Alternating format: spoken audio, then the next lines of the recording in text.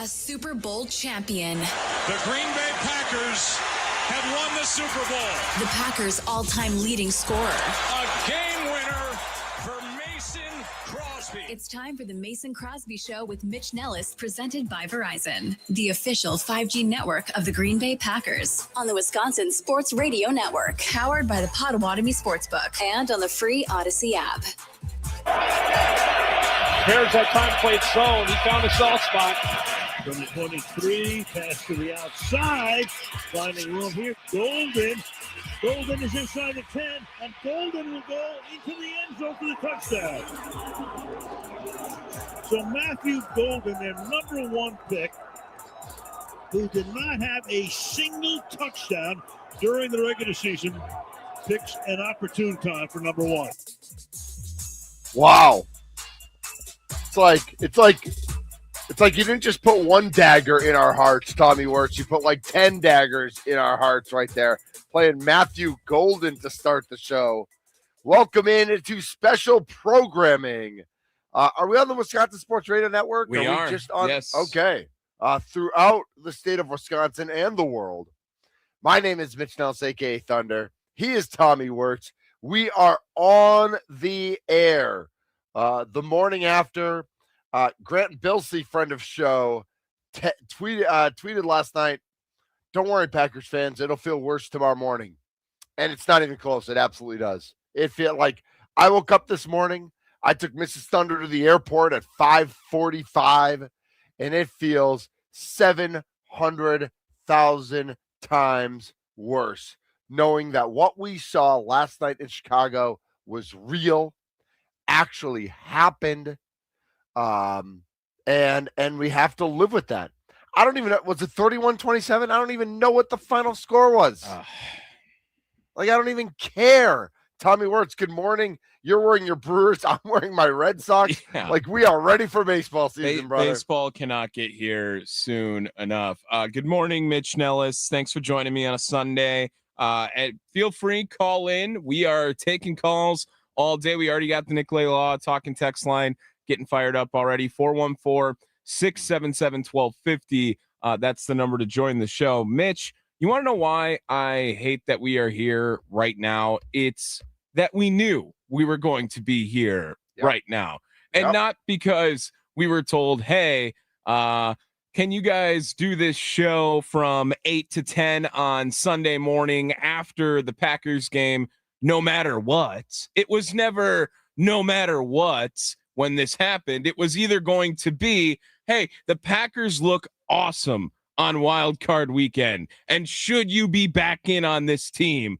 Or how important is a show on Sunday on maybe the last day of Matt LaFleur's employment with the Green Bay Packers? Because those had to be the two ends of the spectrum for any sort of programming to happen today. And I think, Mitch Nellis, we may be on the brink of one of those two. And the Packers did not win yesterday. And the worst part, Mitch, we knew in the third, did anyone feel good at the end of that game? Did anyone feel Bears fans? God, did anyone feel an entire city of jack wagons and clown shows felt great after that game? An entire Ben Johnson's whole family, they are having Thanksgiving dinner today again because of how happy they are. Mitch, I don't know if we have more written proof than the Mason Crosby Show group chat on they were going to blow this game. Yep. I mean, it was happening. I'm watching the game with a Viking fan and a Bears fan at the exact same time, and they are all in the dumps. And they are all saying how you guys are going to win. You guys figured it out. I could feel when it was 21-9 and they continue to not capitalize. That's not even the biggest lead of the day, mind you. But when they had moments to put the game away, they were 0 for a million. I mean, 0 for infinity on put the game away. Great start, terrible finish. It is a theme, and on a team that struggled with identity all 2025, 2026. Their identity was if you ask them for $1, they will give you 75 cents. Wow. I love that. No fourth quarter ever on this team. You talked about the fast start, and they obviously had a fast start. I mean, there are Packers fans, and I think you Still and I after yesterday, there are. Yeah, I okay, know. all right. Sorry. There are Packers fans who will say, and I mean, I was listening. Like I said, I dropped Mrs. Thunder off at the airport at 5:45, so I was listening to some national talk, and they had a Packers fan on who said when they missed the field goal to end the half, when they didn't get 5 more yards and missed the field goal to end the half, then when they went 3 and out and gave up a field goal, when it was 21-6 with 25 minutes left in the game. Oh my God. That's when we start. I mean, I have the receipts. I said, I hate football. Dude, it was so bad. I said, I hate football. At the end, you could just, that was the longest second half ever. It just continued to drag like 6 plays, 6 yards to start the second half. It was that's where I knew it was like there. Every time I look, there's still 12 and a half minutes left in the fourth quarter as it's collapsing right in front of my face. The chat on YouTube already blowing up. The WS Ranter, which I know stands for Wisconsin Sports Ranter, says, let him have it. How are you planning not to curse? Nate Tastic says, everybody calling for Matt to get fired, but McManus cost us 7 points. Yep. Still would have won. I know that Big Rumble was like, so Big Rumble literally in tears last night, screaming for McManus to be cut from the team, like not even let on the team plane or bus. Bowling with the Fef says, why continue to run Jacobs up the middle in that game? It didn't work once. And then it was weird to use him to return kicks. And then Donkey Kong has to chime in. Let's go. I'm so happy today. One of the best days of my life. Still just listening to all of this is just amazing, cheerful, and joyful. You got to have the Bear. Hey, listen, that's what we're here for, right? We're not just here for Packers fans. We're here for the Bear fan trolls. Like we know how close Milwaukee and Chicago are. We know that every family has that mixed marriage of that Chicagoan and Milwaukeean. And we are here for it today. 414-677-1250 is the Nicolay Law talk and text line. It's Tommy and Thunder, a special postseason, post-mortem edition. We'll have our full slate of shows tomorrow inside Wisconsin Sports with Trevor and Josh. 9 to noon with Kuhn and Rami and Brandon. I can't imagine Brandon Snide right now. Oh, he's just vomiting. He is still comatose. He's still vomiting. Yeah, he's still sitting on the couch like it hasn't moved, I'm sure. We'll be on with Mason. We've been texting with Mason. He might be on the show. Wisconsin Sports Daily with Sparky from 2 to 5. Sparky's going to join us at 9 o'clock. But it's just like everything. And Tommy, when you started playing a highlight to start the show, I would have assumed you were going to play the 4th and 8. Like the Roma Dunze, the catch, because like to start on a positive note and to start with Matthew Golden is like in such a different universe. Yeah, I know. From where I live right now, that like I love the game for Matthew Golden last night. I love that he got a touchdown. I think big picture, it matters. Yeah, it's gonna pay off, but I don't care today. Right. I just want to crawl into a hole and not talk to anyone for the next 48 hours. Totally understand. Let's head out to the Nicolay Law talking text line. We'll take your calls all these 2 hours. All right. Whenever you want to pop in, even when Sparky's on, I'll let you interrupt us too. 414-677-1250 if you want to be a part of the show. Like Brent in Cedarburg, you're on a special edition of Vent with Tommy and Mitch here. What's going on, Brent? Hey, guys. It does feel worse this morning, so I agree. But we were up by 13 in Dallas, 9 in Denver, 10 in Chicago, 18 last night, and lost all those games. This comes down to LaFleur. I mean, I liked him. I didn't think I wanted him fired, but watching the second half last night, he's got to go, right? Or something has to change because this is a theme. And then using Golden at the end, the last game of the season, the last quarter. I mean, the kid's been good all year. I think this is an indictment on that whole coaching staff. Get him out of here, please. Brent, if LaFleur and Goody are a package deal, do you have the same thoughts? Yeah, absolutely. Get them both out of here. I don't care. Yeah. This was a horrible season.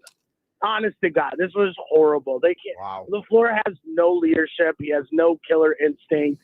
I mean, we all knew it. You guys just said it. I turned to my dad at halftime after McManus missed that field goal. I said, "Dad, they're going to lose this game." Yeah. There you go. He said, "I think so too." It and was I think awful, that's every man. Packers reaction. Yeah, Brent, thanks for the call, Brent. Mitch, like I said, I mean, Yes. everyone knew. Was there anyone who was feeling good when it was, a 15-point game for sure? Like maybe 21-3, you were getting like, all right, maybe I can get a little bit off, but maybe. It was always maybe. As soon as it was a 2-possession game, I was like, I can't believe it's happening again. I can't believe it's happening again. Except we could. Yes, except that's the problem. But we knew. We could absolutely. But we knew. We don't want to toot our own horns. And I don't want to toot my own horn because, like I said, since Wednesday on these airways, and so yesterday I was at a friend's bat mitzvah, and I literally told everybody this there. I told everybody this. I was at a basketball tournament in Whitefish Bay yesterday. I told everyone there what's going to happen in the game, what's going to happen in the game. I've been saying since Wednesday, with 2 minutes left, the Packers will be winning, and Caleb Williams will have the ball in his hands. After that, I have no idea what's going to happen. I said that over and over and over and over again. Well, here's what I want, Tommy. I want the guy who texted it on Wednesday, who said, "Oh, another Mason Crosby show with no Mason. Thunder's an idiot. He has the worst takes ever." I want that guy to call in today. I want him to say, "Listen, you there's so many words I'm not allowed to say. I wish we were just on the internet so I could say, can we do an internet only version of this show Mitch, so I can say the words I really want to say, Tommy?" Hey, who's your solution now? Got to have a solution. I got one. We all have one. We all have it now. Everyone's got a name. And we had it last week. But that's the thing. We had it last week. We were ready to go on the air on Monday. Yes. Last Monday and say, give the team to Harbaugh now. Let him coach this Saturday. Yeah. It was a hunt. I completely agree. Let's keep going out to the phone lines here. Brian in McGuanago. Good morning, Brian. Happy Sunday. Hey, good morning, guys. It's a dark day in Wisconsin. The reason I'm calling is to fire LaFleur, not because they lost the game, but since LaFleur's been here, their special teams have totally sucked. They have not improved from 1 year to the next. Nope. A couple other things is he gets a lead, and like the previous caller, the big leads. This is not just this year. This has been a penchant of his since he's been here. He plays to not lose in the second half. Now, what? Mm-hmm. When you're throwing the ball all over the field in the first half, mixing up all the calls, end arounds and everything, jet sweeps, and all of a sudden you go so conservative in the second half. I mean, it's terrible to think that in the fourth quarter, they were averaging 1 yard a run in the second half. It was terrible. And then the other thing, LaFleur's a terrible game manager. How do you call 2 timeouts within a minute late into the fourth quarter, and then you come out with a delay of game? This is not the first time this has happened. LaFleur's a moron, and I think he spends more time, honestly, not to be facetious, worrying about his hair at the shop than he does in his play calling. Because what are they doing? They come week after week after week, ever since LaFleur's been here. Oh, he comes from the West Coast. That West Coast thing, I think, is gone. You give me a coach and a quarterback with some testicles, I'd rather take them. You look at Williams yesterday. He didn't even hit 50% of his passes. Yet he's beat the Packers the last 2 times. I need a gritty quarterback. And if you notice, I know you guys love Jordan Love, but from the 20 to the 20, he's great. And I know they had a couple of red zone scores last night, but his balls are never on the money. If you look, even when they were catching him yesterday. What about Jaden Reed? What about Jaden Reed on the last drive? Just letting the ball hit him right in the face, Brian. Yeah. But I'm not blaming it all on Love. But what I'm saying is, if you notice, a lot of his balls, every time he throws the ball during the season, they're like lost off his back feet. The receivers got to turn, they got to twist, they got to bend down. I don't know. I bet less than 20% of the time he hits them in stride where they can keep going with momentum. They always got to stop, reach back, and a lot of that has to do with the receivers getting injured. He puts them in a bad position. All right, Brian. Thanks for the call, Brian. Thanks for the call. I'm going to say this right now, real quick. Yeah. Matt LaFleur, Brian Gutekunst, Jeff Hafley, Jordan Love. I can promise you I can see a scenario where 3 of those guys are not a part of the Green Bay Packers organization next year. Agreed. And agreed. That 4th person is Jordan Love. I'm not that game, man, the Jordan Love, he's taking on the Packer quarterback tradition of ball out in the playoffs. Your defense lets you down at some point. That was Jeff Hafley gave up 25 points in the 4th quarter yesterday. Jordan Love, he put it on the money to Jaden Reed, man, on that last drive. And he had 4 touchdowns beforehand. And by no means was it a perfect game. But Jordan Love, you gotta at least have the feeling of, with that guy behind center, you have a chance in the ball game. After that, he gave them a chance. He was one of the lone bright spots of that game for the Green Bay Packers. I'm not Jordan Love slander. I can't get do it. Come do it if you want. I just can't get behind it right now. Right. I'm here for all the slander. But I agree. Yes. Like Greg writes in on YouTube, Love had 3 drops on that last drive. But that's the thing. Like I kind of agree with Brian. Like that throw to Dobbs was not a drop. Like, yes, it was a slant over the middle, but it was low and it was too hard. The throw to Reed has to catch that 100 times out of 100 times, but it wasn't it was one pace behind him. Even there was a throw to Dobbs earlier in the game where like he throws it in pace and Dobbs has gone for 50, 60 yards.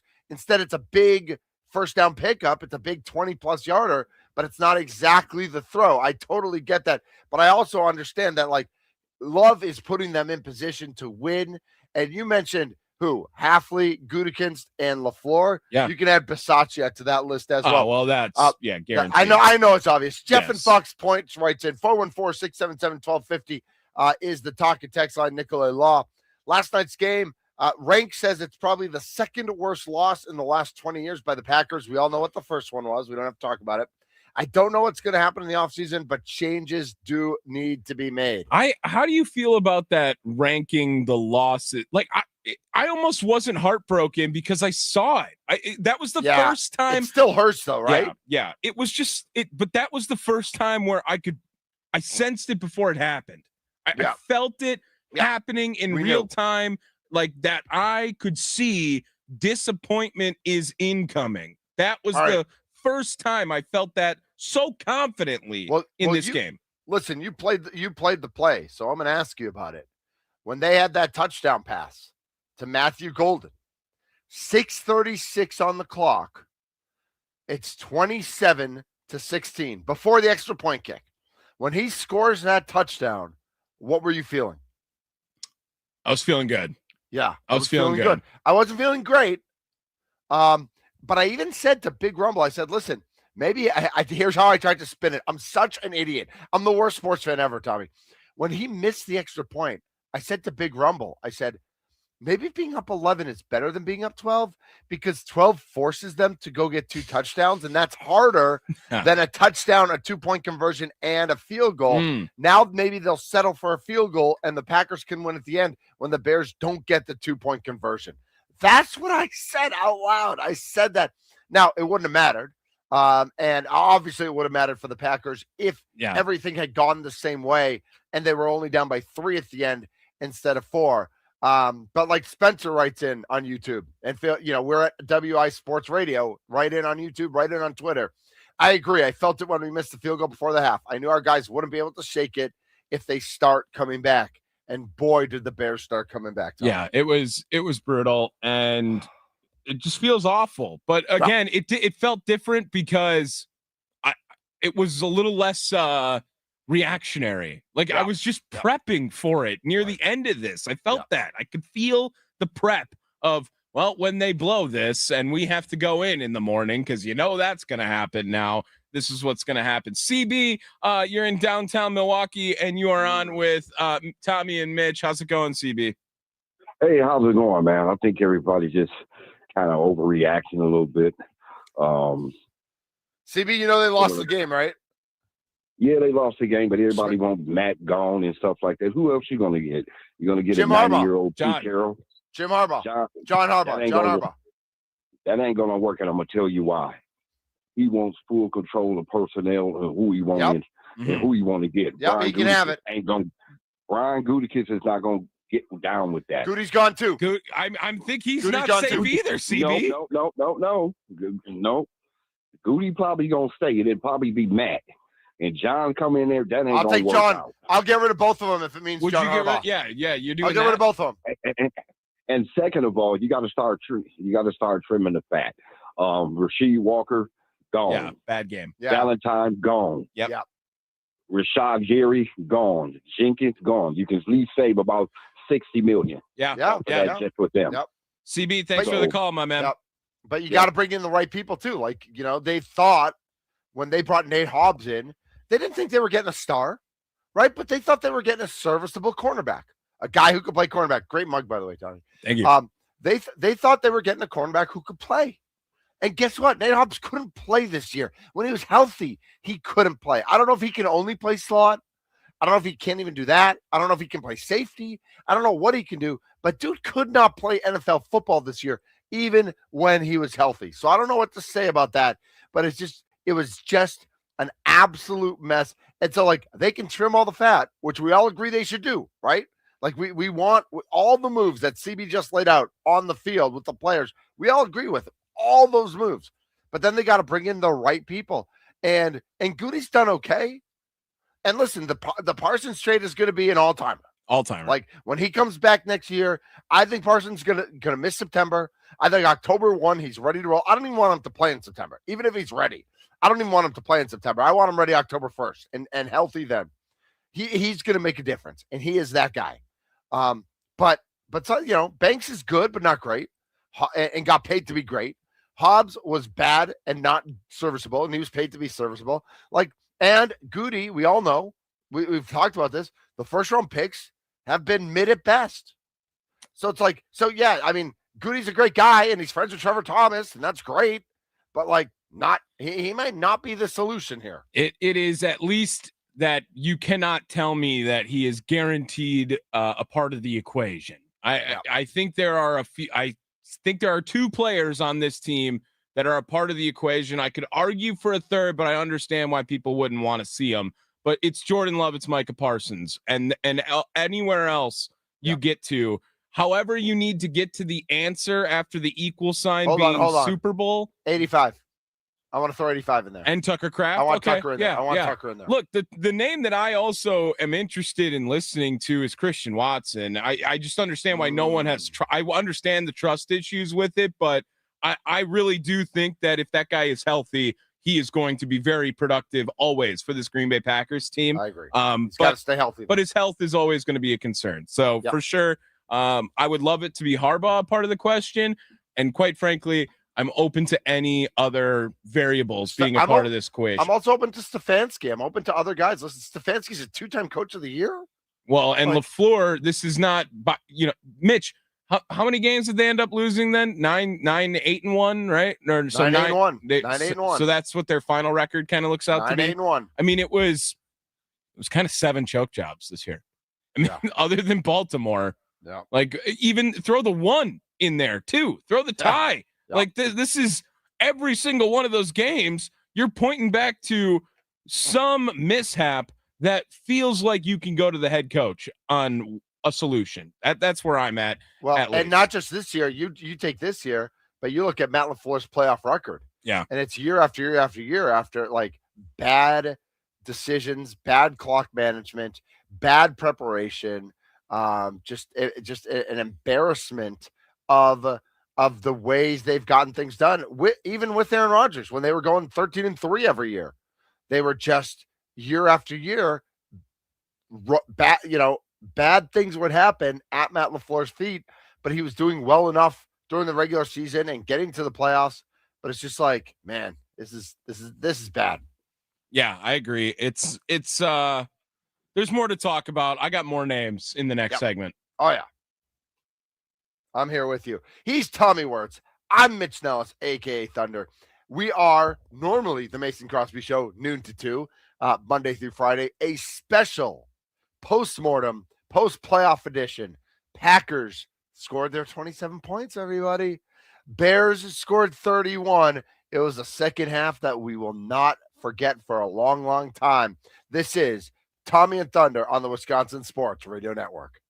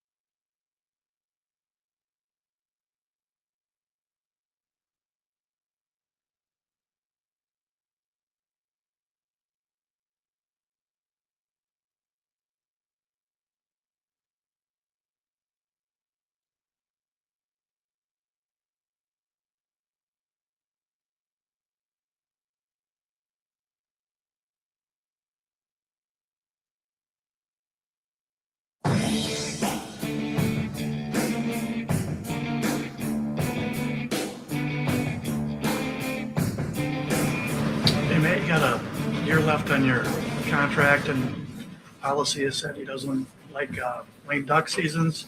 Do you expect to be back next season? Have you guys already started negotiating that deal? Or? Yeah, with all due respect to your question, Pete, now's not the time for that. I mean, I'm just hurting for these guys.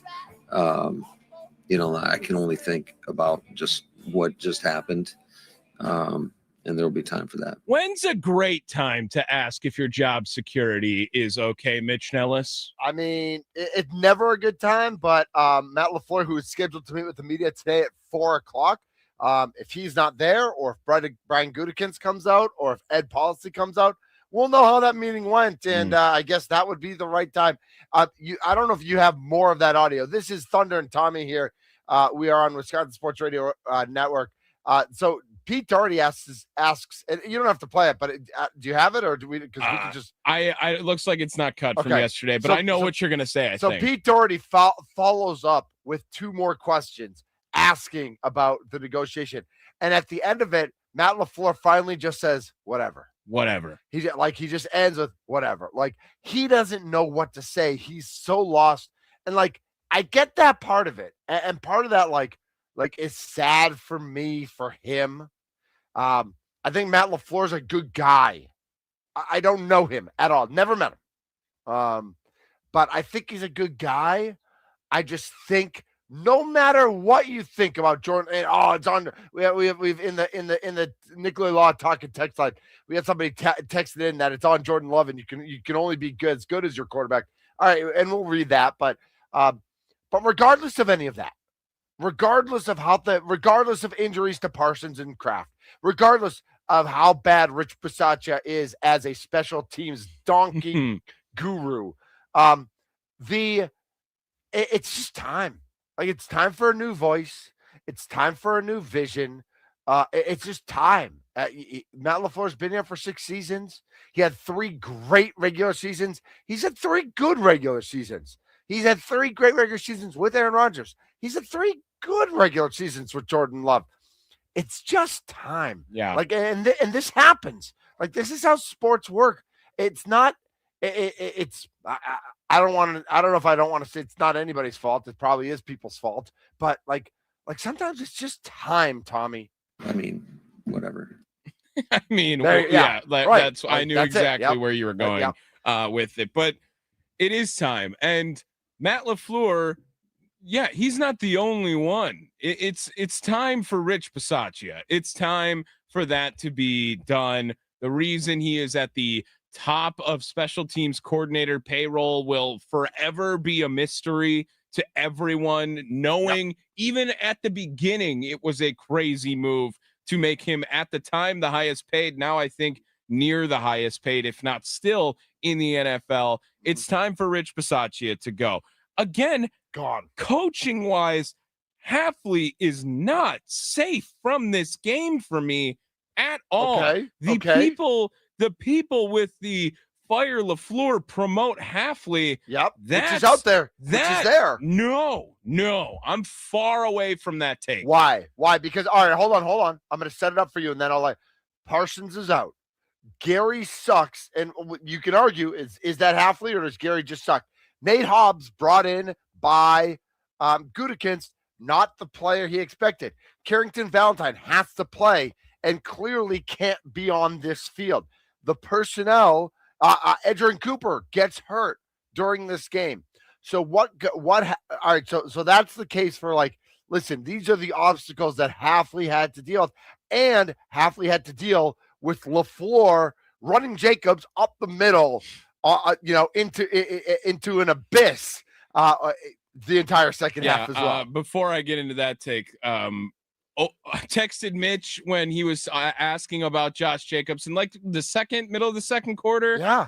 And I had said something along the lines of open to an apology, not there yet. So, thankfully did not apologize. So 100%. I think he might still deserve it. I don't think any of that was on him.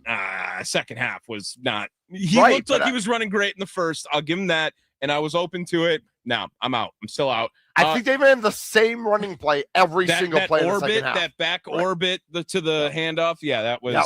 Well, Mitch, you remember when Malik Willis played, that guy Malik Willis. Best quarterback of all time, in case you were wondering.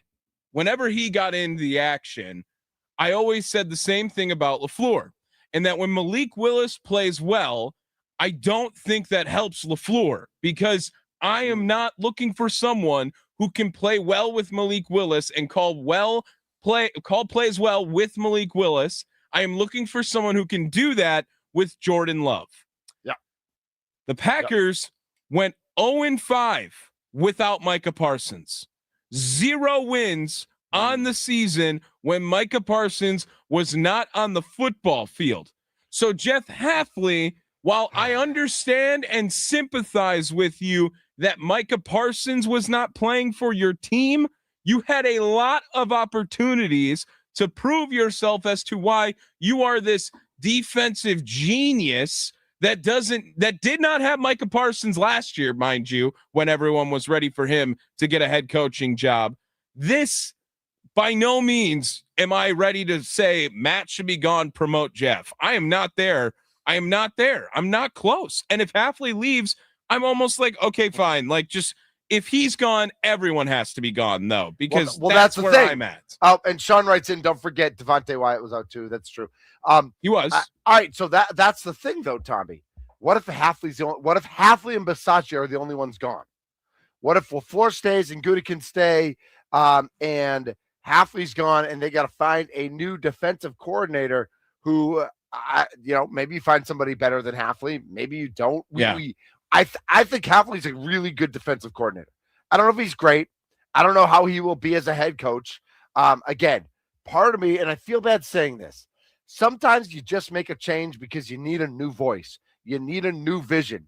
And I think that's what the Packers need with regards to Matt LaFleur. I think they need a new voice and a new vision. I don't know if Hafley should get that job. I don't know. But I'm guessing he'll get a different job and so if LaFleur goes, that will kind of like help Hafley out the door, knowing that they're not going to get. Okay. Here's another dumb hypothetical that my dumb brain came up with. Mm-hmm. You lose LaFleur and Goody and Hafley in this. Okay. So you have to lose all three of them if you want one of those gone. Or you can retain Hafley and then you're running it back with the same front office, same head coach. Right. Mitch Nellis, your scenario, which one would you choose? I mean, I'm probably choosing to clean house. Clean house, right? And I'm not calling for people's jobs. It's not my job to say that. I know what it's like to lose a job. I know what it's like to have your life turned upside down. But it's just like, again, as a sports fan, this is what we do. We analyze our sports organizations. We want them to win. Right? Like this hurts so much this morning because we just want the Packers to win. We are Packers fans. And so to think that, all right, maybe they have a better chance to win with new leadership, maybe that's it. Like Matt writes in, losing, okay, I understand that. But losing to the Bears when you were boat racing them in the first half, it stings. It's devastating. Martin says, Bears fans gloating like they won the Super Bowl. It's pathetic. Karma is coming. Well, they can do that. Right, they won. Right. Like, they're the ones who win. Ben Johnson now gets to go back, and every Bears fan gets to go out and play, hey, I really enjoy beating Matt LaFleur 2 times a year. Like, they can do that. Guess what? You can get rid of that meme if Matt LaFleur's not there. You can get rid of it because he says Matt LaFleur. He doesn't say Packers. He says Matt LaFleur in that. Like, you want to stick around with the guy who says Matt LaFleur in his meme? No. And on top of it, we got that report, was it yesterday morning or 2 days ago? I can't remember now, with Ian Rappaport, right? And him saying that Matt LaFleur to meet after the season ends to discuss extending contract. That doesn't say contract extension. That is discussing extending the contract. Now, he will put in there that everyone's hoping for good news, right? Which who isn't when you're going into a meeting with your boss, right? Right. That's exactly what you want to hear. You don't want Sparky to call you into the office with bad news. You would rather it be a fun conversation. Well, now it's time to work. It's time to put on the corporate Green Bay Packers hat and make a decision, because at this point, Mitch, this will be a massive defining moment for how people feel about ed policy. It Absolutely. will. Yep, I totally agree. 414-677-1250. 414-677-1250 is the Nicolay Law talk and text line. Howard, one of our Bears fans, says, well, Chicago's just 2 victories away from a Super Bowl experience. Awfully close, buddy. Howard, that's not that close, actually. Like, as a Packers fan and an organization that's actually been there for the past 20, 30 years, God. 2 victories away from the Super Bowl is not close to the Super Bowl. Just two hours of game clock. Like, anything can happen. Anything can happen in that time. CC says it's good for football when Bears-Packers is relevant. I agree with that. Like, nationally, this is great. This is fantastic. You know who it sucks for? It sucks for Packers fans. It sucks for us because we're used to being on the good side of things. We're used to rolling the Bears. Aaron Rodgers owned the Bears. This is tough. This is rough. This hurts. This sucks. I get it. Like, in all seriousness, to give Chicago something here, could we not have been more right on, like, Ben Johnson tried to lose this game? I was way more worried about Caleb Williams won the game when he made that throw that we were talking about. 4th and 8 to Odunze. Yep. Won the game. The game was over. Keyshawn Nixon literally stood there and watched it go over his head. And Ben Johnson tried to lose it. I told you I wasn't worried about Ben Johnson. Like, Ben Johnson, all the first half, just trying to lose the football game. For throughout the entire game, it was Ben Johnson, mistake after mistake after mistake, and bailed out a lot by an inconsistent Caleb Williams. And now Caleb didn't play perfect, and he played bad enough to lose at points in that game, but he also played good enough to win and bailed out Ben Johnson many a times in that contest. Beforehand, let's get one call in before the break. Lewis on the north side of Milwaukee, you're on with Thunder and Tommy. How's it going, Lewis? What's up, man? There's no way I can be as bad at my job and keep it. You know what I'm saying? Yeah. This guy loses 4 games to end the season. And then, like, I don't know, like you guys said, if this is the Eagles, we lose against the Niners, cool. Or maybe we give the injury excuse. But to be winning against the Bears and then do what you did all season, you really... You peed in the bed the second half of the game, and you did that in other games during the season. And if you didn't exhibit that same behavior that you did yesterday during the season, we're probably playing this game at Lambeau Field, right? If we don't have the hiccups against Cleveland, against Dallas, you know what I'm saying, against Carolina, and that falls on the head coach.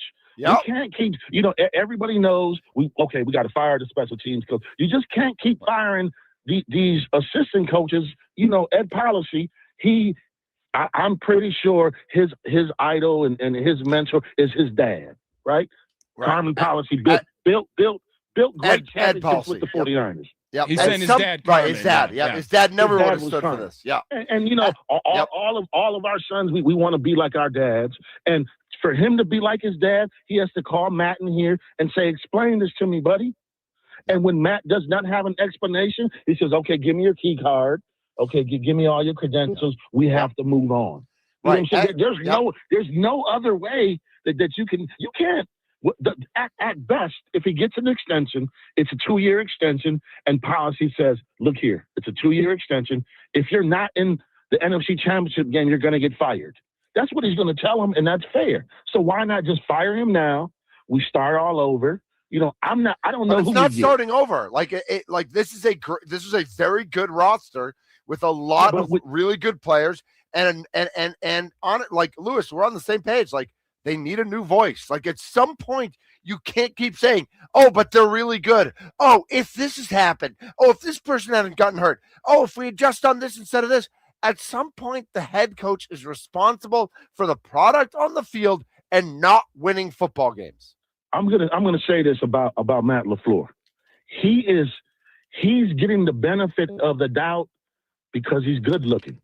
If this guy was fat and ugly, he probably would have been fired. Wow. You know what I'm saying? I'm telling you, it's human nature. It's all human right. nature. All right. I Lewis, I appreciate it. You know what I'm saying? Yep, All right, there hey, it is, Lewis on Lewis, north side of Milwaukee. It's whew. Yeah, I mean, it's as stupid as it sounds. Did it buy him one extra game? Maybe along the Who way. knows? I don't know. Yeah. But all right, we got tons of comments coming in on the YouTube channel at WI Sports Radio. Also, YouTube. Remember the Nicolay Law Talking text line if you want to text in 414-677-1250, like Lewis just called in. And we'll go through the list of double-digit losses or two possession losses the Packers had after leads in the second half. And you just can't. Listen, we all love Matt LaFleur, but you don't get to have your job anymore when you fail that often at your job. Do we all love him? We like him. He's a nice guy. Yeah, again. Tommy and Bayview, first one up on the other side. This is Thunder and Tommy special playoff postmortem edition. The Packers season is over. You're listening to the Wisconsin Sports Radio Network.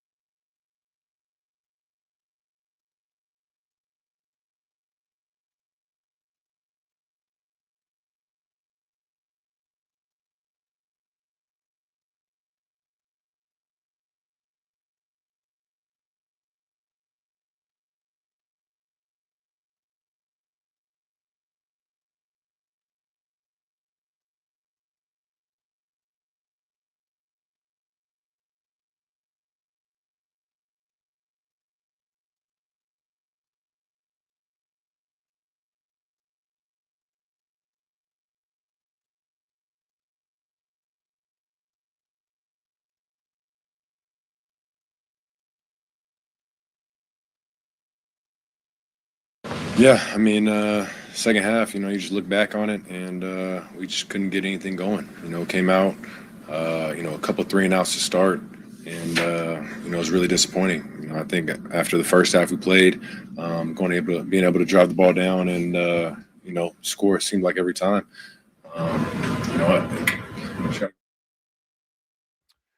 Is that Jordan Love? That was Jordan Love here on the Wisconsin Sports Radio Network. I'm Mitch Nellis. He's Tommy Wirtz. We are here with you this morning because we knew you needed a place to vent. Tons and tons of messages coming in on the YouTube channel. We are on video, though it's an early Sunday morning, so be kind. Yeah. Like don't we haven't showered yet. Okay. I'm wearing Relax, a jacket. everybody. Yeah. I'm wearing a sweatshirt, a hoodie that I threw on. I took Mrs. Thunder to the airport at 5:30 this morning, so everybody relax. Tommy's in Bayview on the Nicolay Law talking text line 414-677-1250. Let's get Tommy in before the top of the hour. Tommy. How you doing? What's up, brother? Tommy, you there? Maybe he's gone now. He was on all right, there. we'll get Call him. back Tommy, in the top of the hour, Tommy, if you want. I know we got Sparky coming in, but Tommy can jump on as too. Freddie writes in, Ben Johnson pimp slapped Matt LaFleur. Am I allowed to say that? I think I said pimp job last week, so I think it's fair game. Rainbow Trout says, yeah, bring back Matt LaFleur. I love a coach that wastes a timeout, which is followed by a delay of game penalty. How many second half collapses do we need to see before Matt LaFleur is dumped? And you read this off to me during a break, Tommy, but I know that Matt Schneidman also tweeted it out last night. Packers led by 10 in Cleveland, led by 13 in Dallas, led by 9 in Denver, led by 10 in Chicago, led by 18 in Chicago Part 2. They lost all 5 of those. Like, they didn't go 2-3. They didn't go 3-2, leading by multiple possessions. They went 0-5 in those games. That's insanity. And again, like, Matt LaFleur might be a good coach. He might be a good mentor. He might be a good friend. He's very good looking. It's time. It's just time for a new voice. Like, I hate saying that. I hate calling for a guy's job. But it's like, P.S. There's some weird name on YouTube. I don't know what his real name is. You need to move off of it, Matt LaFleur. It's time for a new regime. And JP Stewart says, ha, ha, ha, ha, ha. Yeah. Those fans are coming out, brother. And they deserve it. They should. They should get their flowers. He's Tommy. I'm Thunder. Sparky is next. Let's see what Sparky has to say if his head hasn't exploded yet. You're listening to the Wisconsin Sports Radio Network.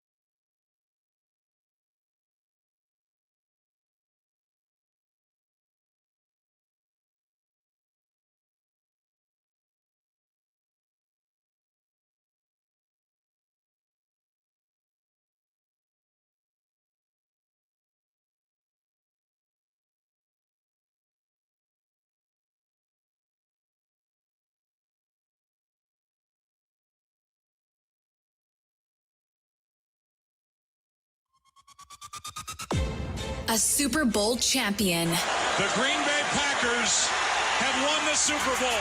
The Packers' all-time leading scorer. A game winner for Mason Crosby. It's time for the Mason Crosby Show with Mitch Nellis, presented by Verizon, the official 5G network of the Green Bay Packers, on the Wisconsin Sports Radio Network, powered by the Potawatomi Sportsbook, and on the free Odyssey app. It's a special edition of the Mason Crosby Show. Thunder and Tommy with you on this Sunday morning. We decided there were too many pressing issues. We could not wait till tomorrow at noon. Remember, this is the Wisconsin Sports Radio Network. Our full lineup is in action tomorrow. Inside Wisconsin Sports, Trevor and Josh from 6 to 9, 9 to noon with Kuhn and Rami and Brandon will be 9 to noon. Then Mason Crosby Show, noon to 2 with Tommy and Thunder and the kicker, Mason Crosby, who a lot of people texted me last night. Tommy, I don't know if you got any of these texts last night, but I got a lot of texts last night. Hey, can you ask Mason if he can kick for the Pack, if he can get to Chicago like now? Man, I don't know if McManus is going to have a job after this. Knowing a kicker has its pros and cons, right? It really does. It really does. And then from 2 to 5, of course, Wisconsin Sports Daily, served up by Wendy's with Sparky and Charlie. I feel like Charlie, like the more and more fun we had with the Brewers over the summer, and then the Packers with getting Parsons, like we were converting Charlie to like really becoming a Wisconsin sports fan. And just like every week it got closer and closer. And now all of a sudden he's feeling himself. He's like all in on the Bears. Like, you weren't all in on the Bears at all this year. Shut up, Charlie. He was not. No, he was not. No. And we got a ton of messages on YouTube, ton of messages on the talk and text line, 414-677-1250. Nicolay Law, of course. But joining us now on the guest hotline, powered by Gruber Law, one call, that's all, is our favorite post-game host, our favorite afternoon host. I'm sure he's got a lot on his mind and a lot to get off his chest. Steve Sparky Pfeiffer. Morning, Spark. How are we doing this morning? It hurts worse. It hurts. Waking up this morning, and Grant Bilsey tweeted that out last night, said, just remember, everybody, it's going to hurt worse in the morning than it hurts now. And I agree. Waking up this morning hurt worse than when I went to bed last night. Have you made it to church yet? You have church later? What's the plan on that? Because you're a church goer. No, I went to church last night, 4 o'clock before the game. Before the game, you're going to pray for something. Before the game. Before prayer. Do people wear Packers jerseys? Do people wear Packers jerseys to church, or do people get dressed up still? No. Well, I go to a Catholic church, so I don't know about everybody else. But Catholic church, no, there was plenty of Packer stuff being worn. Not jerseys, but, Packer pullovers, Packer polos, all of that stuff. Got it. Okay. Absolutely going on. You know what's amazing to me, doing the post-game show last night with Josh Albrecht, which thank you very much. If you missed it, go back, listen to wisportsradio.com podcast there, or download your favorite podcast at. It's amazing to me how much the Bears and Ben Johnson were looking for bulletin board material all week to get themselves going a little bit more. Nick Moreno, I think it is, who covers the Bears, put down like all the quotes that they were holding on to all week leading into that game, about halfway saying, hey, don't worry, we're going to be back here next week. We got more work to do. Josh Jacobs saying, he wanted the Bears and the Eagles and all of that stuff. Like, they held on to all of it. And even Ben Johnson said that they saw everything that was being said in Green Bay, and, essentially they used it kind of like motivation. While that was going on during the week, never at any point did I think to myself, oh my God, they're giving them bulletin board material. Oh my God, this is going to fire them up. But clearly, it was definitely a motivating factor. I mean, you couldn't tell it in the first half of the game, but they definitely were holding on to it. And, Ben Johnson screaming and yelling and swearing about, beating the Packers after the game. It felt very much like the Brewers celebration after beating the Cubs. Yeah. That was kind of, their World Series type deal. They were so emotionally invested in it, wanted it so bad to beat the Trader and the Cubs, that then they fell flat, the next series that they faced against the Dodgers. It'll be interesting to see if the Bears now fall flat or if they can get themselves emotionally back up for their next game. So is it a problem that maybe throughout this week as well, what was the bulletin board material for the Packers, Sparky? Should we have been working harder to find more bulletin board material? Should the Packers have been working harder to find more bulletin board material. It felt like it was the exact opposite of emotions rising. It was an emotional letdown, and you could feel it happening in the third quarter of the game. But this is the thing. Those two head coaches are completely different. I mean, Ben Johnson, I don't think slept most of the week. Looked as he was talking to people like he was looking through people as he was having his press conference. LaFleur was happy-go-lucky throughout the week. Hey, is this just another regular game? Oh, yeah, just another regular game. You know, got to go out there and execute and do our thing. I mean, he was chipper and happy all week. And Ben Johnson was like angry at the world, all focused in, oh, we got 5 more weeks. We're getting ready to play 5 more weeks and that type of stuff. So, I mean, you could have used that quote there against the Chicago Bears and Ben Johnson talking about wanting to play 5 more weeks. But there really wasn't anything there, I don't think, from Chicago. And the composure aspect of this football team, you know, when the postgame show last night started, I was kind of like, guys, LaFleur just said earlier today, man, that regardless of outcome, LaFleur is getting an extension. It does not matter. Now, everybody, and I mean everybody that called in last night wanted LaFleur gone. Everybody that you look at on social media wants LaFleur gone. Tom Silverstein wrote a piece that I just read today from the Milwaukee Journal-Sentinel saying Matt LaFleur should be gone. Like, it's time to move on. Enough is enough. Okay, so will Ed policy change course and all that? I don't know. But as I did the post-game show last night and heard caller after caller, text after text, I couldn't read all the text. So if you texted and I didn't read on the air, I apologize, but we were flooded. But the one thing that kept coming back is, man, look at all of these games that they've blown in the fourth quarter or the second half of games this year. Matt Schneidman put a great tweet out going over all of them where they've blown games. And then Matt LaFleur himself talked about needing to have better composure. Well, Coach, that's on you, man. At the end of the day, that is on you. You're the leader of men. You're the one in charge of that composure. And it's been a problem for the Packers for the last couple of years. Sparky, Matt LaFleur is scheduled to speak today at 4 o'clock. Will he be speaking? Yeah, he'll be talking. Yeah, for sure. Yeah, I think so. I know everybody wants LaFleur fired. I guess I still don't think it's going to happen. Maybe it will, maybe it won't. And then people want John Harbaugh. Hasn't John Harbaugh had some classic screw-ups in his career as head coach, watching his team? I'm ready for different screw-ups. Yeah, I'm ready for different screw-ups. Yeah, it's a new voice. I think. Well, again, we don't need to talk about this until LaFleur actually gets fired. But Wendell Ferreira put together a list out there with his top 5, and he looks at guys that are younger, like Joe Brady. You know, that's a younger type guy. Kubiak's out there. Clint Kubiak, that's a younger guy. So do you go with the younger play caller? Do you go with the veteran, more experienced guy? I have no idea. But I will say this. I don't think LaFleur has lost the locker room. I don't think these dudes aren't buying into LaFleur at the end of the day. I think Jordan I don't know after last night, Spark. LaFleur. Well, wait a second here, I think last night changes things. But wait a second. McManus misses 2 field goals, and he misses the extra point. Jaden Reed drops that ball that would have put him in a much better position immediately down the stretch there. I mean, there were so many things that happened. Again, shooting yourself in the foot over and over again, like you did the last time you faced the Chicago Bears.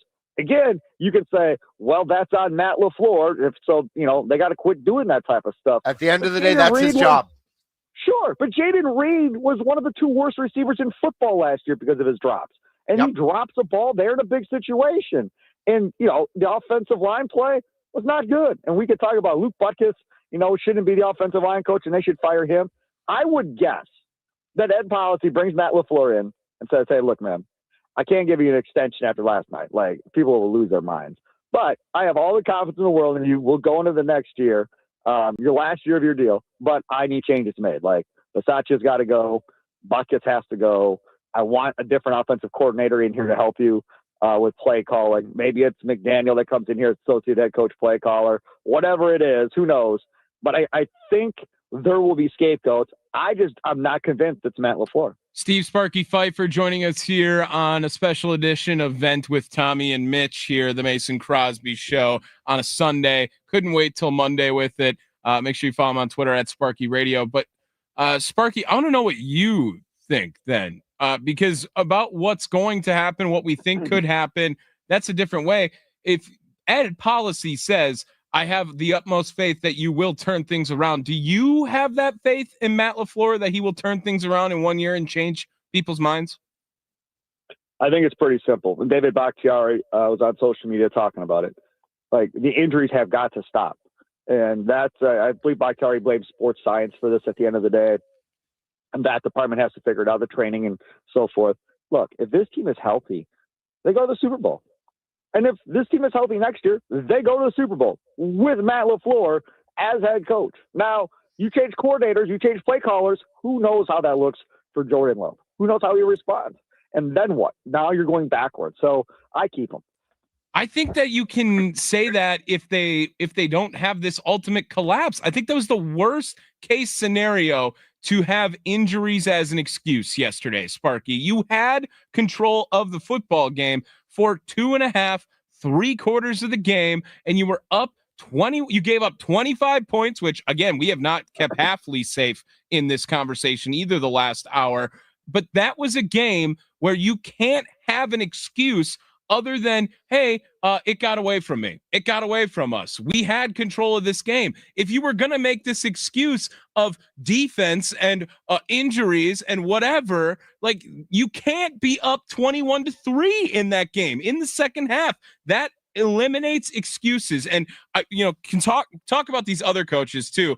Jeff Halfley, like, for all the people who saying fire LaFleur, promote Jeff Halfley, I'm not in on that either. I want a play caller to be the head coach, like you have said. If they're going to get a head coach, play caller probably it works out. Or Harbaugh, I'm in on Harbaugh too, to see if he wants to get that a try in Green Bay. But what a collapse from the defense. The special teams also continuing to disappoint for this team.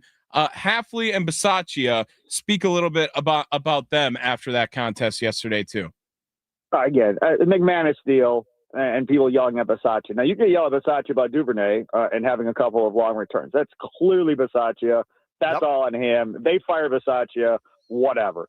McManus missing kicks. There was one of those kicks that was a screw up between the center and the placeholder, and it was not a great smooth setup necessarily for McManus, but nobody, and let me remind you, nobody called in at any point or tweeted in when they signed Brandon McManus to that deal and said, oh my God, what a disaster. Why would they ever sign Brandon McManus to that contract?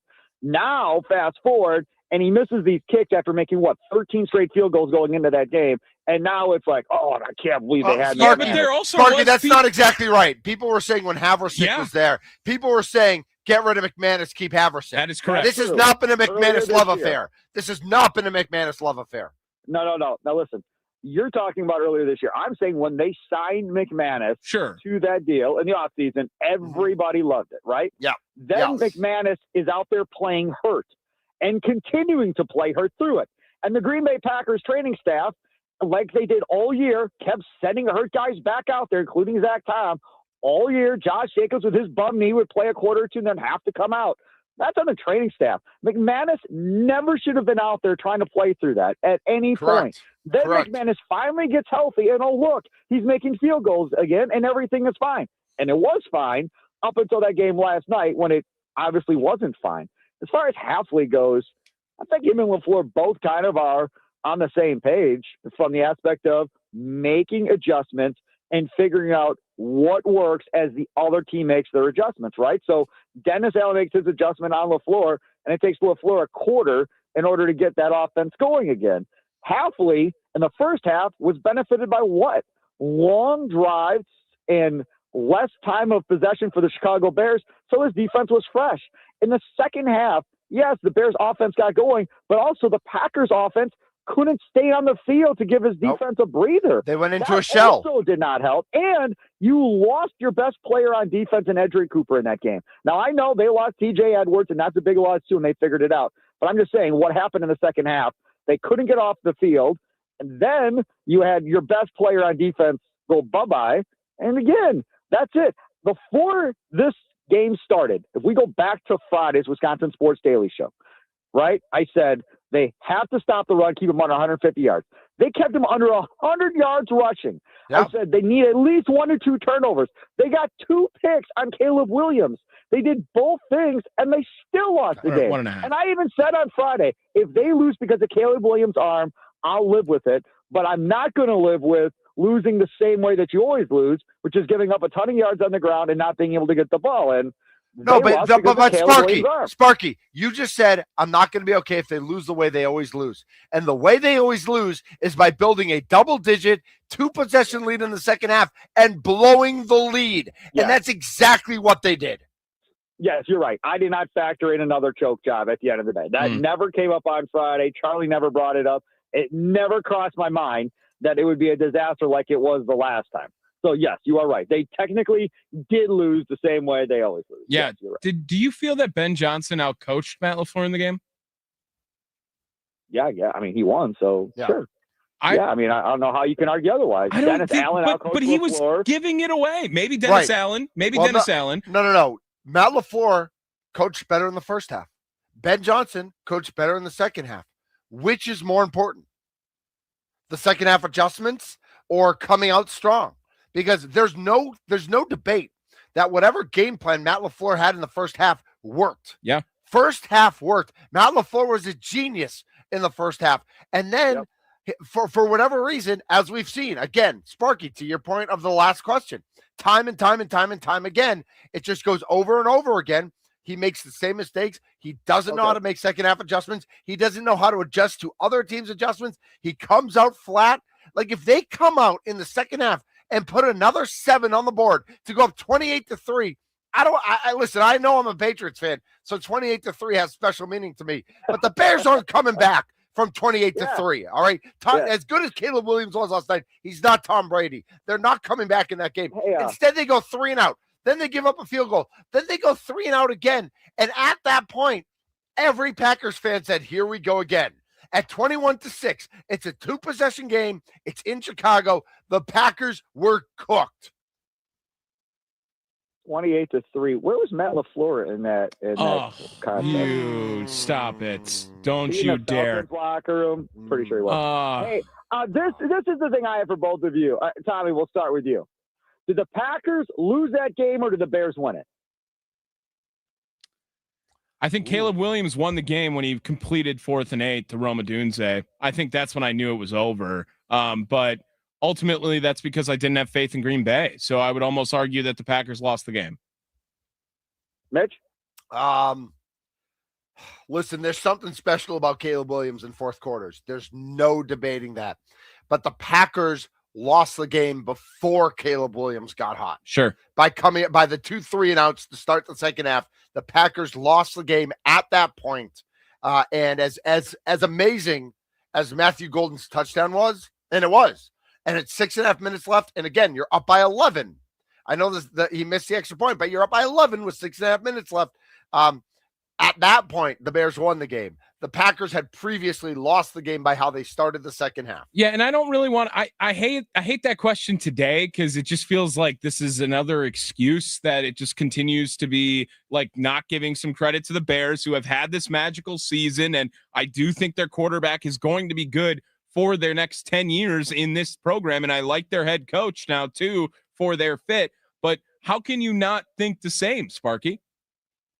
Well, it's the Packers lost that game, man. Just say whatever you want. The thing that frustrates me the most about all of this is they let Ben Johnson's idiocy off the hook at the end of the day. Going for 4th down after 4th down after 4th down. That's exactly right. And we said on Friday, we're like, he is going to be so over-the-top aggressive because he is so juiced for this game. He may not punt the whole game. And he was doing exactly that. And you had him right where you wanted him, and you let him off the hook, really, at the end of the day. So now he's not going to get criticized. They're gonna make him king in Chicago. He's going to go on the next week. Mark my words. If the Bears run ends, and I don't know if it will, but if the Bears run ends, it's going to be because of his goofy, over-the-top play calling at the end of the day in decision-making, either trying to run a trick play and it backfires on him, or going forward on too many 4th downs in the game and it backfires on him. His over-aggressiveness eventually is going to catch up with him. One more thing for you from my end, Spark. Did you talk to your father yesterday about Jordan Love at all? We were texting throughout the game. He had nothing bad to say about Jordan Love the whole game. Nothing. He was mad about McManus for the most part and the defense. But no, he was he was fine with Jordan Love. And for people listening, like, what are you talking about? Why does Sparky's dad matter? Because Sparky's dad is a huge Malik Willis guy and not a big Jordan Love guy. So every time Jordan Love doesn't play well, I want Malik Willis. And then when Malik Willis plays and he plays well, then I got to hear about it. He should be our quarterback. So, no, he was not critical of Jordan Love throughout the game yesterday. Unbelievable. We've got some listeners on YouTube saying, some Bears fans saying, best day of my life, which is like, that's so Bears fan of them. But Mitch, I mean, think about it. It probably is, right? So, I mean, last time they had the magical season, Mike Brown could have went into the Hall of Fame from the Bears secondary. Yep. Then they get into that game against the Colts. Devin Hester returns the kick, and they're like, oh, man, we're going to win this thing. And they choke it away, and they lose, and Bears fans come crashing down. Since then, it's kind of been pretty much downhill since then. Yeah. And, again, as somebody that watched the Brewers be horrible for 26 years and not be in the playoffs, have 11 straight years of not being over 500, watching the Bucs be god-awful, I can be okay with a crappy organization's fan base being excited that they won a playoff game. Like, I totally get it. Like, until Giannis came along for the Bucs, did anybody think they'd ever win a championship? Not a chance that was going to happen. Who knows if the Brewers ever will in our lifetime? So, I mean, I get it. They should be able to celebrate and trash talk and run their mouth and be excited. Absolutely. They've been bad for quite a while. I agree. Now, Richie writes in on YouTube, and he's also a Badgers fan and a Bears fan, so he had a great day. But I will say, great win for the Badgers. We didn't even talk about Michigan. that, Tommy. Yeah. At least, I mean, at least 1%. Yeah, that was nice. That was awesome. Great. It's a great start to my Saturday. Finished strong, too. And now how about Bregman signing with the Cubs? Dude, oh my God! In the middle of the game. Middle of the game. Unbelievable. Not good. I can't believe they didn't bring him out in between the third and fourth quarter. How great would that have been if he had come out? They have like a drum. Right. Alex Bregman with a bat. Yeah. If Bregman had jumped on the jumbo screen in the middle of the third. Hey, Sparky, we know you're jumping on tomorrow 2 to 5 Wisconsin Sports Daily, and you'll have your normal lineup. What do you got coming up on the show tomorrow? Myself, all the callers and listeners, we'll try to get a couple guests. Also, don't forget our programming announcement comes up tomorrow. That's right. During the 9 to noon show with John Kuhn. So between 9 to noon, sometime during 9 to noon tomorrow, we'll make that announcement. It's really a homecoming exciting. of sort. I think even though people are mad at the world and we'll still be tomorrow, I think we'll put a smile on people's faces tomorrow. I'm smiling already. If you can't see, can you hear? Can you hear the smile across the phone? It's coming through, right? You can hear it. Yeah. Sparky, thank you so much, man. We'll talk to you tomorrow. Toodles. There he Have is. a good Sunday, buddy. That's Steve Sparky Pfeiffer, host of Wisconsin Sports Daily, right here on the Wisconsin Sports Radio Network, Monday through Friday, 2 to 5, with Dummy Charlie. He is still the gentle giant, but he's such a bandwagon. I mean, I know he was born a Chicago fan, but the past 2 years that I've worked with him, he's been more of a Milwaukee fan, more of a Wisconsin fan than a Chicago fan. And now all of a sudden he's like refound his Chicago fandom. What a clown. Man, it was brutal during the Brewer season to watch Charlie be like, I'm a fan of both teams. I don't know if he verbatim said that, but you could feel it. You could feel it. And then he always, I will say this, he's never switched up. He's always been Packer hater whenever I talk to him. But the Bear love, I mean, we got coworkers from other stations texting us during the show. Screw you, Radar. Yeah, Radar. You slow your roll, bro. Right. So quiet. 262 writes into the Nicolay Law Talking text line. Most LaFleur thing ever to be throwing the ball out of bounds at halftime twice instead of trying to pick up a few more yards off the kicker. Is it worth the risk to get more yards and let the clock run out than stop momentum? I mean, that was, just like all these little things that add up and add up and add up and add up. And I get that you can quote to me the regular season 1-loss record, and that's great. But watch football and tell me that Matt LaFleur still deserves to be the head coach. This is Tommy and Thunder. We are special edition Sunday morning. Just get it off your chest. Lie down on that couch. You need a glass of scotch? Go get a glass of scotch. I'm not going to judge. This is the Wisconsin Sports Radio Network.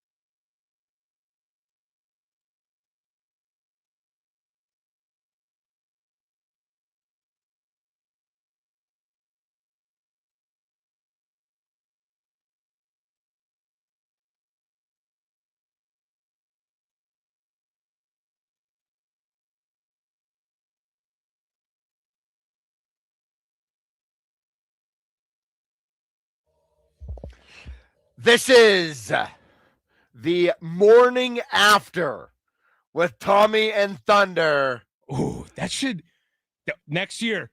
The morning after? The morning after. You like that? I like that. All right.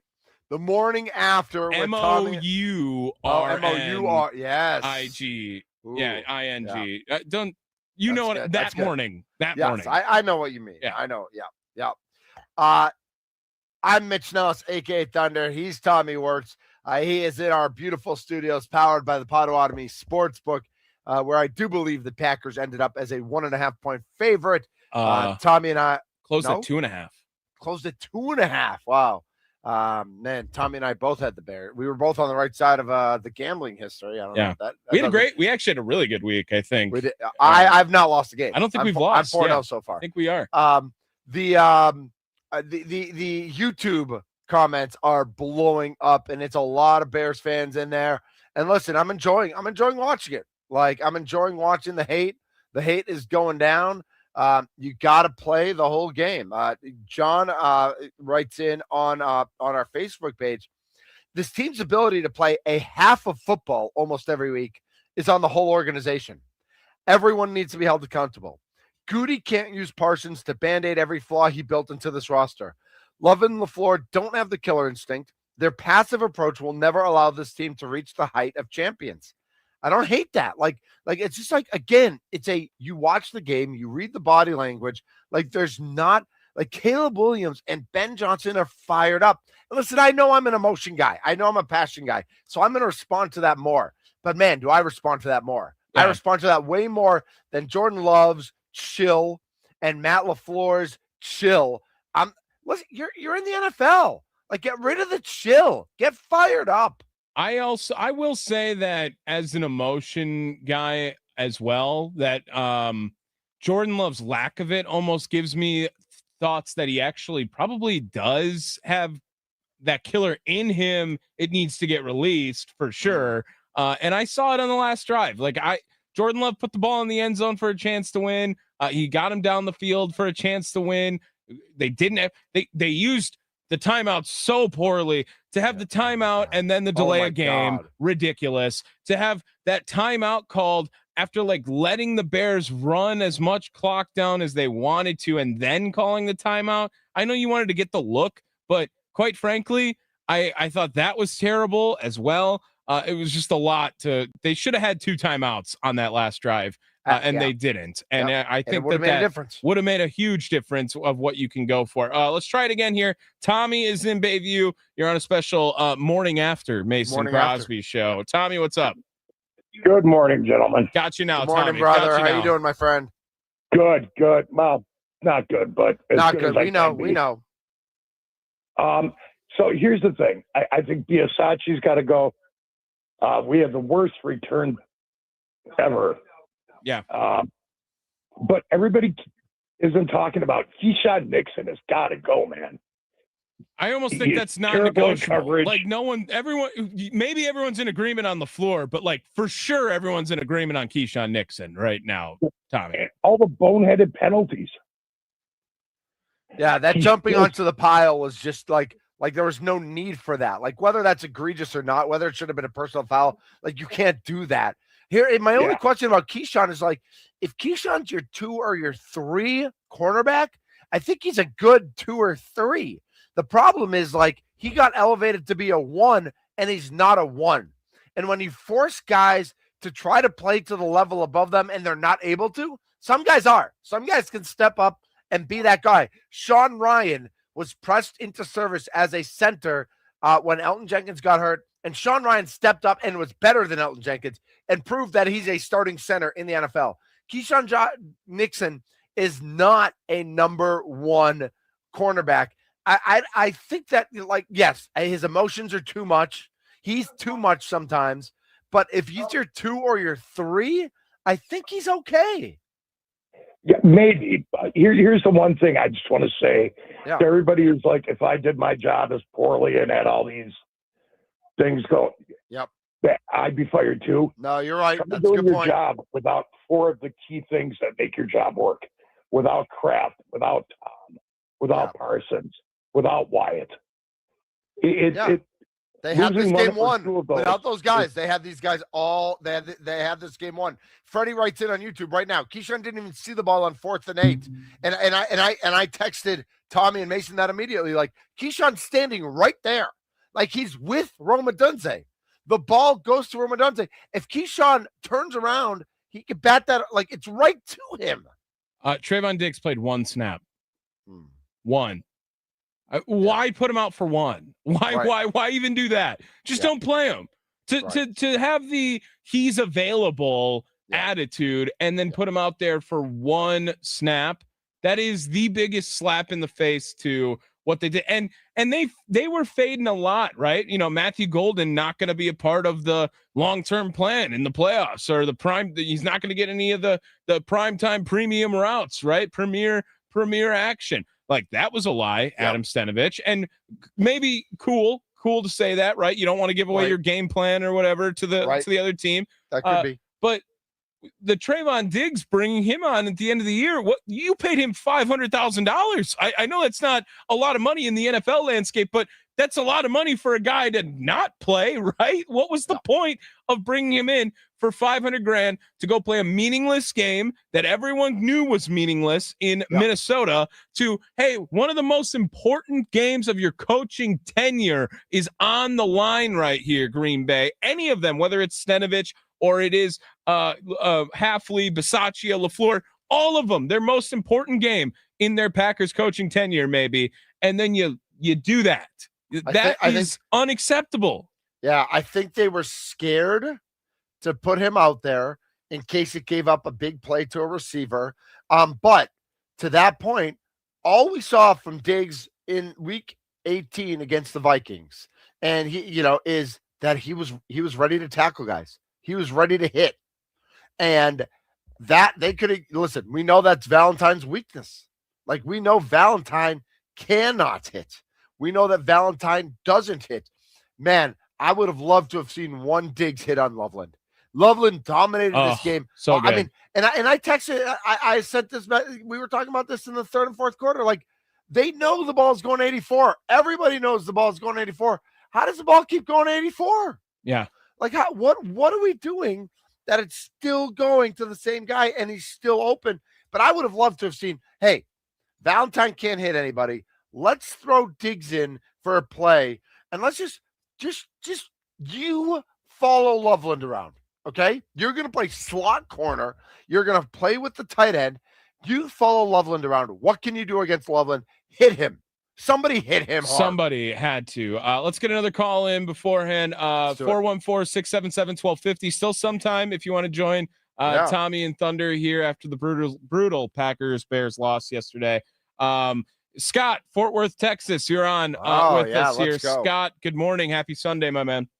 Hey, good morning. Thanks for taking my call. Hey, yeah, I'm sick of LaFleur. I'm sick of all the bumbling.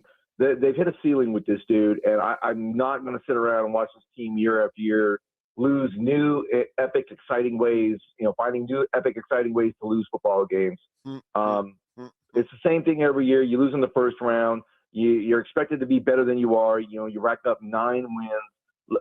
LaFleur hasn't done anything, and I'm sick of him. I'm sick of Bisaccia. There was a play in the game in the 3rd quarter where we punted, and it was the one where he ran it back like 32 or 35 or something. And I'm sitting there with my wife, and I'm looking at the screen, and I'm like, when is a Packer going to enter the picture? It's like there's a bear, wait for the ball, wait for the ball, wait for the ball. And special teams is just complete problem every year. So McManus can go. I don't care. Find me a rookie kicker. If you choke like that in the playoffs, I don't want you. Who knows if he's not psychologically damaged? But I'm so tired of the I was up till 3:00 in the morning last night trying to cope with this loss because it wasn't the fact that we just lost. It's the way that we keep losing. It's a theme. It's a trend, the way we find ways to lose. LaFleur is not a winner. The only thing he was probably worried about this morning is where he's getting his manicure done today. That's probably the only thing. And there's no grit. There's no fire. And like you guys said, I'm tired of this chill attitude with these two. I want a John Harbaugh. I would rather roll the dice with John Harbaugh. The guy looks like he's got some grit. The Harbaugh are – well, and now he's mad. Now he's got a chip on his shoulder. Yeah, I want that. I want some guy with some grit and just somebody he's been there before. He's got a Super Bowl ring. LaFleur does not. I just need a leader of men. They take on the persona of their coach, and the persona of their coach is, who's my hairstylist? Don't I look pretty? And I got to look at the tape. Where's my tablet? Man.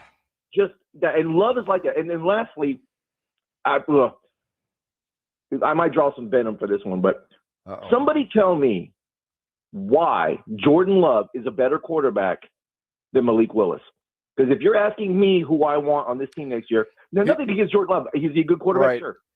But Malik Willis is electric. And that game against Baltimore shown that right. I hear you. He's electric in spurts, but over a full 17-game season, Jordan Love has way more skills. It's not close. Like I know Packers fans are in love with Malik Willis. I know he's special when he's been out there, but it's not. He's not him. Yeah. Thanks for the call, Scott. Yep.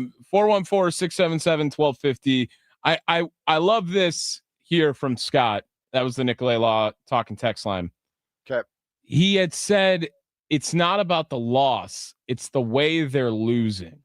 Meaning that it's just not new. It's not new. And it's not a one-time thing. It's not something that you can forgive and forget. Like this is something that you have to remember now. This is not how they lost. It's how they're losing. Yes. Yeah. It's exactly right. Jeremy writes in on YouTube. He's like, yeah, fire your coach. You'll live to regret it. I don't think so, man. Oh, God. I don't think so. This is like, I think most NFL coaches can get this team to the 7th seed. Well, I think they need a better coach to get them better. And Mitch, I'm not asking for any more playoff appearances. Right. I'm asking for Super Bowls. I'm not asking for any more division championships. I'm asking for Super Bowls. So quite frankly, the luxury and the entitlement of the Packer fan that I am is that if you do not win a Super Bowl, the season is a failure.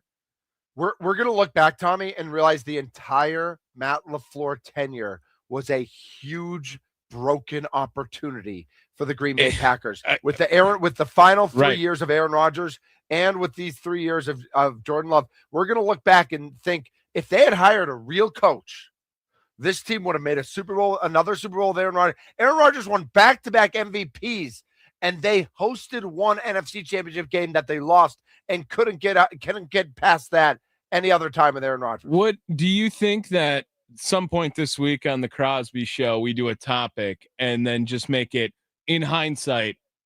How do you feel about Aaron Rodgers? Oh, how many people's opinions might have changed on that?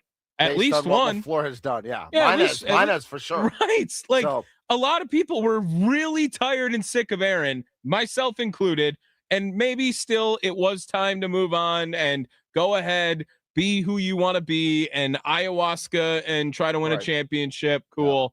But there is real smoke to the fire that Matt LaFleur might have put on that relationship.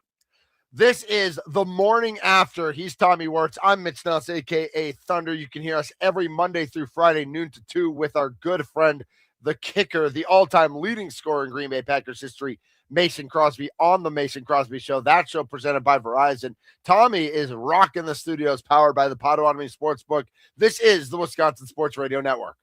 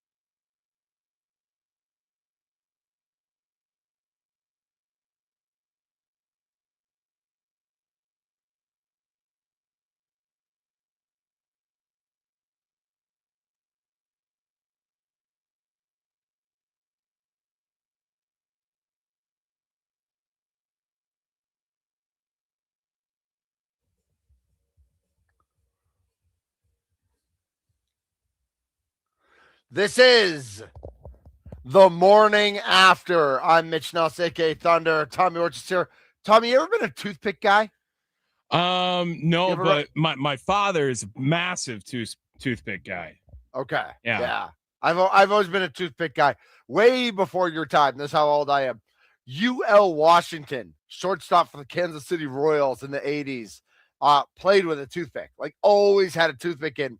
And I was like a light-hitting shortstop when I was like 10, and I thought that was cool.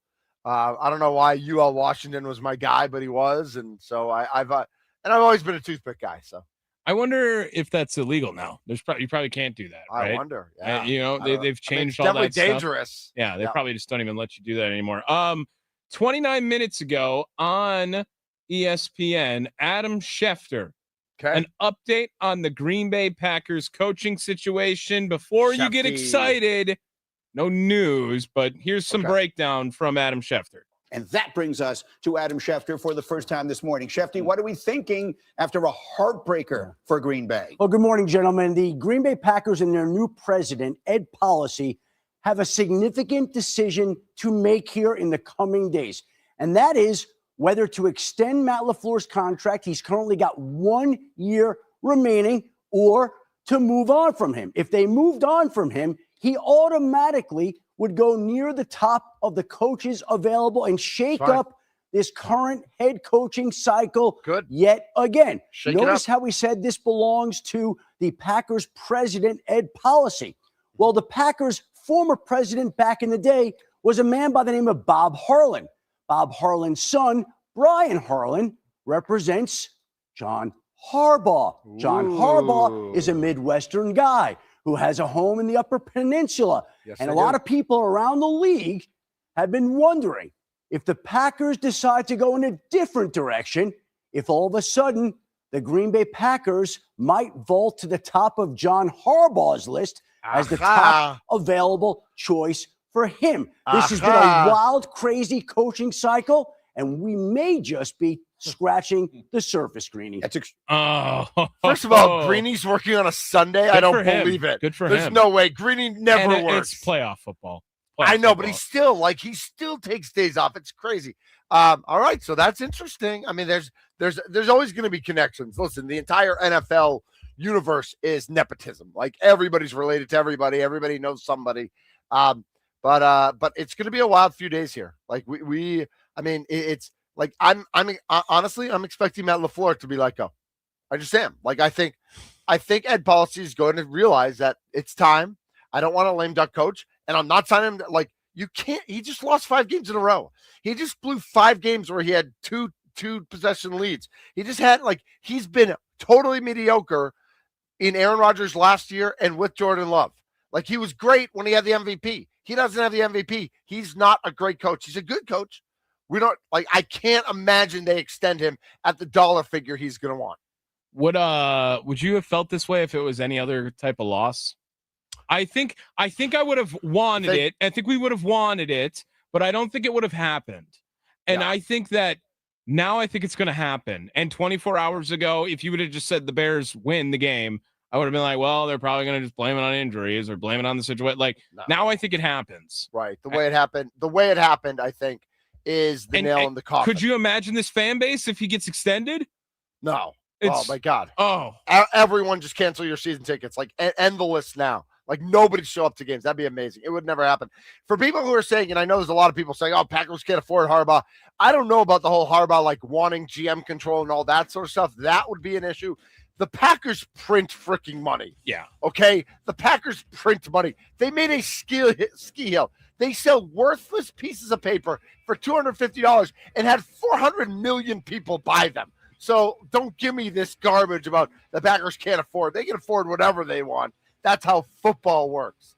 So we'll see. We'll see how this goes. I don't know. Tommy, this has been an absolute, like, this has been the worst good time I've ever had. Yeah. Like, it's been great to be with you. It's horrible that we had to do it. Let's all go cry. Have a great Sunday, everybody. We'll do it again tomorrow morning after. Mitch and Tommy here. Tune into the Mason Crosby Show. The rest of the Wisconsin Sports Radio Network lineup tomorrow starting at 6 a.m. See you then. Deuces, brother.